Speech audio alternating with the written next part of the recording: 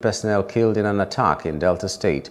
The military personnel were killed last week in Okwama, a community in Ughelli South local government area of Delta State after a peace mission.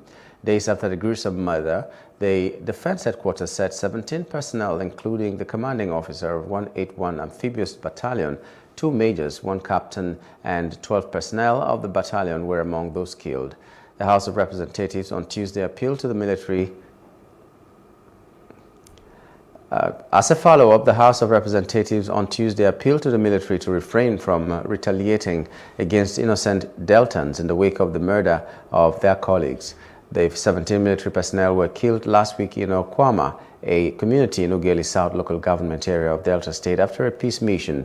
While considering a motion of urgent national importance by Honorable Babajimi Benson, the House said it was concerned that the incident posed a risk of demoralizing the military. The House appealed to the military to ensure that they abide by the law and avoid further retaliation. The lawmakers observed a minute's silence for the slain personnel and mandated the security agencies to conduct a thorough investigation into the matter to bring the perpetrators to book.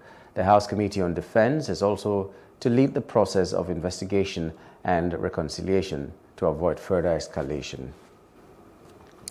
As the 7-day warning strike by members of the Senior Staff Association of Nigerian Universities, SANU, and the Non-Academic Staff Union, NASU, enters its second day on Tuesday, grounding activities at the nation's public ivory towers, the federal government has criticized the action of the non-academic staff, saying that the withdrawal of their services is contrary to the provisions of Section 18 of the Trade Dispute Act. The two unions began a 7-day warning strike on Monday, with workers in the registry, bursary, works and maintenance, security, and students' affairs withdrawing their services. Our correspondent who visited public universities across the country observed that nothing moved administratively within any public university in Nigeria, as hostels and varsity gates were locked up and electricity supply cut off.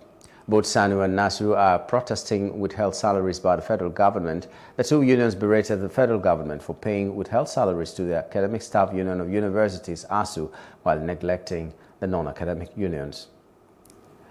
And from Edo State comes the report that the State House of Assembly on Tuesday, March 19, directed the State Chief Judge, Justice Daniel Okongbowa, to set up a 7-man panel to investigate the allegations leveled against the state's Deputy Governor, Philip Shaibu. The State Assembly is accusing the Deputy Governor of misconduct and divulging of government information to the public. The Speaker, Right Honorable Blessing Agbebaku, presided over the brief sitting. Recall that the Edo State House of Assembly earlier this month began an impeachment move against Shaibu, accusing him of constitutional infractions, but Shaibu denied being served with impeachment notice from the State House of Assembly, as claimed by the Speaker, Honorable Blessing Agbebaku, during plenary. According to the Speaker, the House's inability to physically serve Shaibu led to a substituted service through an advertorial in the newspaper. Former Secretary General of the Commonwealth, Chief Emeka Anyaoku, has called for the adoption of the recommendations of the 2014 National Conference, or a non-partisan, inexpensive Constituent Assembly, to create a truly federal constitution in Nigeria. Speaking at the National Dialogue on the Constitutional Future of Nigeria, Anyaoku argued that the current constitution lacks the legitimacy expected in a pluralistic country like Nigeria. The present 1999 Constitution, as amended, not only lacks the legitimacy that flows from a democratically made Constitution, but also has proved to be unsuitable for tackling many of the serious challenges currently confronting our country. That there has been no shortage of opinions and prescriptions of the nature and content of what should be a suitable constitution for a pluralistic country. Many commentators have expressed the view that the 1960-1963 Constitution as well as the recommendations of the 2014 National Conference, provide inescapable guide in this respect.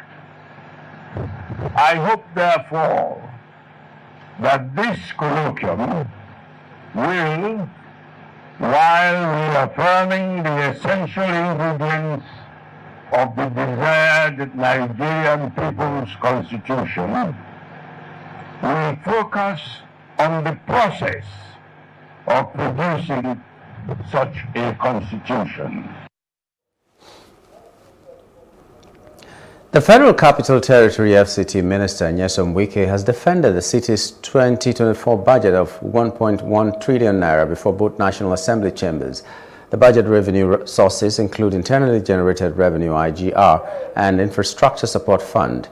280 billion naira is allocated for overhead, 726 billion for capital projects and 140 billion for personnel costs, totaling 1.147 trillion naira. Wike also highlighted some projects to be executed from the 2024 FCT statutory budget proposal. We had a fiscal framework of sum of 1 trillion, 147 billion, 780 billion,